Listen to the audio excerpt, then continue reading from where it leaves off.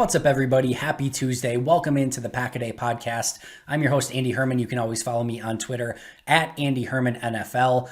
I have one main topic that I want to get to today, and I want to break it down as best as I possibly can. So I'm going to get right into things. I want to talk about draft and develop, because this is a term that we have heard about the Green Bay Packers for forever, going back to Ron Wolf and certainly with Ted Thompson above and beyond, and now with Brian Gutekunst as well. And I want to start off by saying this is not an episode of me telling you what to think as a fan or whether or not you should like this overall philosophy, but I do want to dig into the nuts and bolts of why Green Bay does things the way that they do and why they've been able to put themselves in a position to be successful for this season, going back to 1992.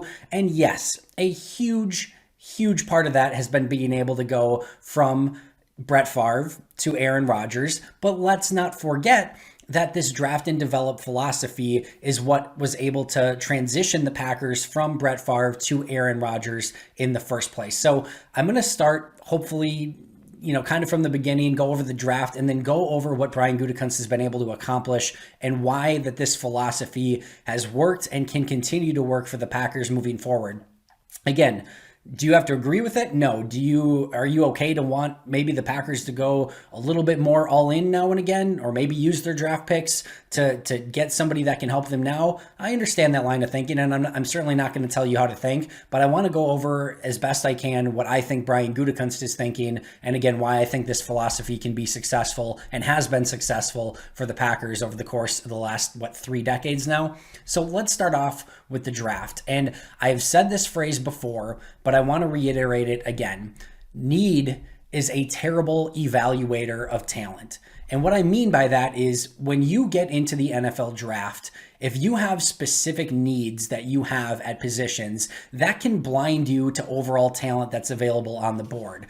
So let's think of it this way. About 2/3 of your draft you're going to miss on almost no matter what. Like most drafts, if you can get on 1/3 of the players that you select, you're doing a good job. And it may be the guy that you picked first overall. It might be Tom Brady at what pick 199. Like it is a complete and total crapshoot at times, but there is a science and a formula behind it to try to put yourself in the best possible position to succeed. Obviously, the earlier the picks you have, the better you're going to be, and so on and so forth. But the overall draft is trying to get 2 to 3 guys who can be really big impact players for you. Now imagine as you're trying to get these 2 or 3 impact players that you have to put blinders on, right? And you say, I can only pick these 2 positions, or I can only pick this position in the first round because that's what I need and I have to get that. Otherwise my team's not going to be successful this year. Well, now you've just eliminated a huge chunk of your candidate pool, for lack of a better term, your draft pool, to try to focus in on your specific needs. And now you've narrowed in and you've potentially eliminated some incredibly talented players at other positions because you're narrow-mindedly thinking about need. And the draft is set up when you have this draft and develop philosophy as the lifeblood of your team, as what you want to use to develop this team, not just now, but in the future. It is a tool for the future and really to set up the core of your team, this cheap, young, ultimately talented, players that you want to be able to select, that's going to be able to be these players that are giving you impact years when they are very cheap for 4 to 5 years. And then you hopefully can re-sign them to that second contract if they're deserving of it, and then make them a core member of your team. But again, you're trying to hit on 2 to 3 players. And if you're narrowing your search just to specific positions, you're eliminating talent that could be on the board, that could be helping your team potentially now, but as well as in the future. So what you're looking for, or what Brian Gutekunst and Ron Wolf and Ted Thompson are doing, is they're trying to cast as wide of a net as possible, and they're really setting up their draft board. And we've heard this best player available mantra. There's of course some caveats to that, but ultimately you want to take the guy that you think is going to be a Pro Bowl player, an All-Pro player, and you want to do that almost regardless of position. And in fact, I would argue that you want to do it at the positions that are most valuable. And Green Bay's really honed in on that in the first round. You look at what they tend to take in the first round: pass rusher, defensive tackle, or somebody who's also going to affect the pass rush, like a Kenny Clark, someone like that. offensive tackle, quarterback, cornerback. Those are the positions that Green Bay has honed in on, those premium type positions with their first pick. There's been a few exceptions here or there, but for the most part, they're honing in on premium players, premium positions, I guess I should say, and players who play those premium positions, and somebody who has the opportunity to be potentially a high reward type of player.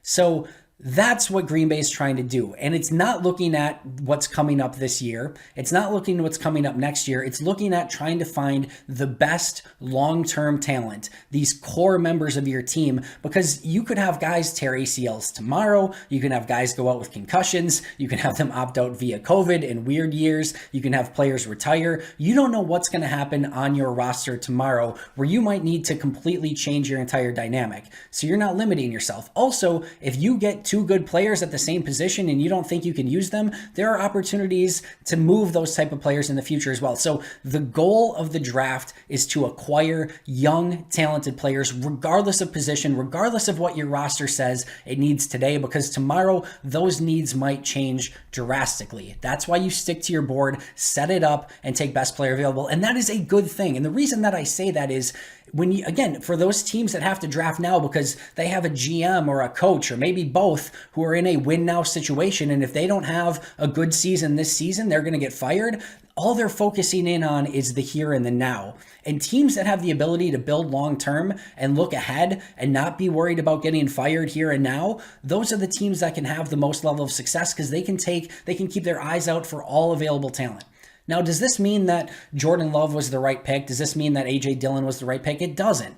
But what you have to love about this process is that Brian Gutekunst is sticking to his philosophy and to his gut and saying, we are going to take the player that we think is the best overall talent in this draft. And that is the best possible philosophy when you go into a draft. It doesn't mean that Jordan Love's going to turn out. It doesn't mean that A.J. Dillon, Josiah DeGuara, it doesn't mean that those guys are going to turn out. But they have a philosophy in place that is guiding them, that is, they have principles in place that are guiding them through this draft. And I think overall, as you do this over the course of time, that is the best way to go about things. Now, Ted Thompson got way too in the weeds with just draft and develop and using basically just the draft and undrafted free agents to try to build up this team. And you saw for a while that Green Bay would have deficiencies on their roster because what are you doing in the draft? I just explained it. You're taking the best players available regardless of your needs.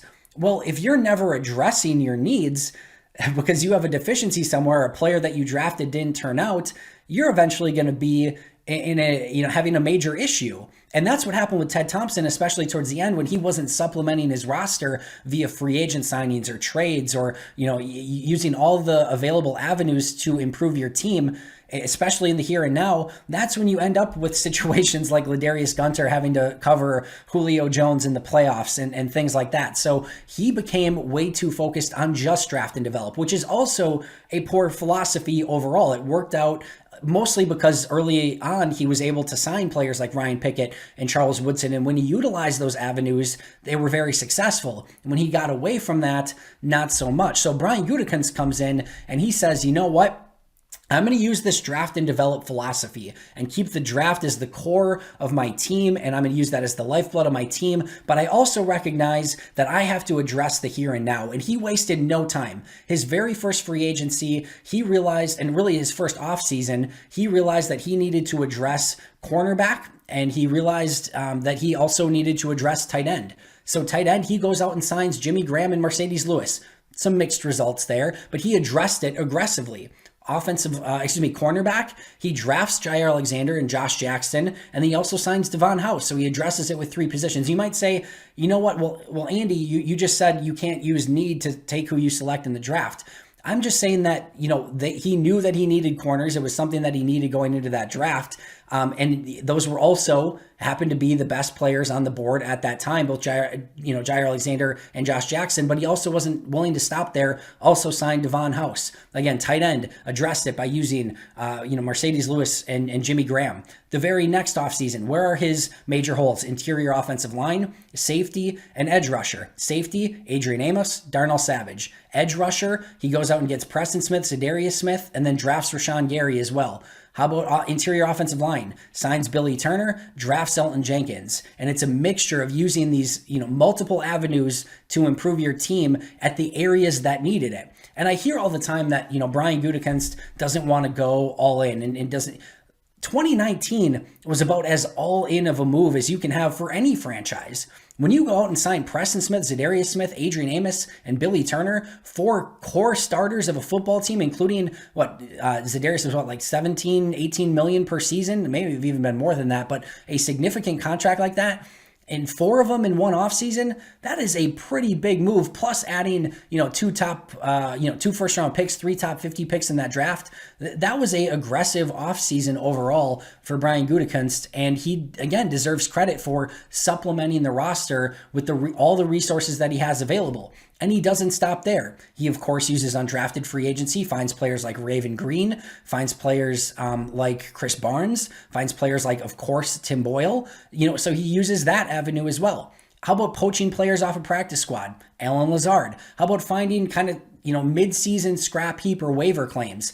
Tyler Irvin was a scrap heap type of player. Tavon Austin was. And then signing or, claiming Snacks Harrison just this past week to bolster your defensive line. Those are big type of moves that help your team in the here and now. How about free agency this past offseason? Not a ton of money to spend, right? But he knows he has to address the offensive line, wide receiver, linebacker. So he goes out and he gets Christian Kirksey, Rick Wagner, Devin Funchess. Funchess unfortunately opts out, certainly something that he would not have known ahead of time.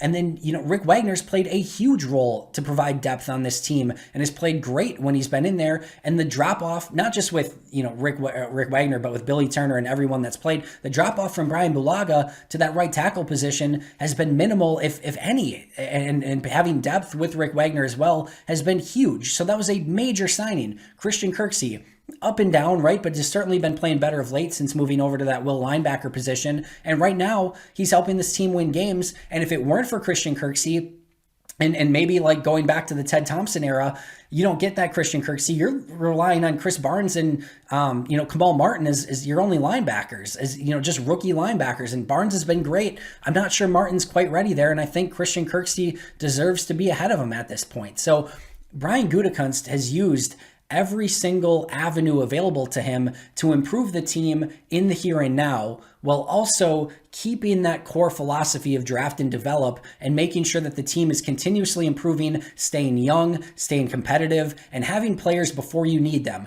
Rashawn Gary, right? They just signed Preston Smith, Zadarius Smith. They had Kyler Fackrell on the team. And then you spend a top 12 pick on Rashawn Gary. What are you doing in that situation? Well, Kyler Fackrell's a free agent. Rashawn Gary, Zadarius Smith, you don't know how they're going to pan out. Both of them have outs in their contract after year 2, which is probably going to get used on Preston Smith. Rashawn Gary already having a huge impact on this season, and now next season will likely be a starter alongside, Zadarius Smith, and should be ready to have a major breakout season next year. Did they need him at the time? No, but it was a perfect philosophy. Darnell Savage, they did need him at the time, but it was also a long-term play because they didn't have long-term safeties on the roster. They basically just had Adrian Amos. Again, 2-year contract with an out. He'll likely outplay that. He'll likely stay on the team next year, but they didn't have that long-term safety. That's a long-term play. And now, over the course of the last month or so, he starts playing at a peak level that, had they drafted a safety this year for need, probably is not playing at the same level that Darnell Savage is right now. So Brian Gutekunst is trying to marry the best of both worlds. And the best businessmen businesswomen diversify their portfolios. They are not just set on one avenue. They're not just win now, win now, win now. They're not just draft and develop and we'll keep pushing things to the future. They are trying to figure out the best ways to acquire talent using all avenues. And it's not to say, again, that it's going to be perfect. It's not to say that every single move that Brian Gutekunst does is going to turn out. Jordan Love could fail, right? Who knows what the Packers are going to get out of AJ Dillon. Josiah DeGuara, even if he turns out, it's a lofty price to pay for a 3rd round H-back / maybe tight end in certain situations, right? So it's not to say that it's perfect, but the philosophy is there. And the way that Brian Gutekunst has gone about it deserves to be applauded, especially as you've gone now back-to-back 13-3 seasons. He's done a great job of developing this overall roster, and there still are some dividends that could pay off huge as time goes on with specific players like Jordan Love, because you've still kept that draft and develop philosophy. That does it for me. Hopefully you enjoyed this episode of the Pack a Day podcast. Again, you can always follow me on Twitter at Andy Herman NFL. Make sure to check out Ross and Jake on today's audio version of the podcast. Please hit subscribe if you haven't already. I would appreciate it greatly. But until next time, and as always, go Pack Go.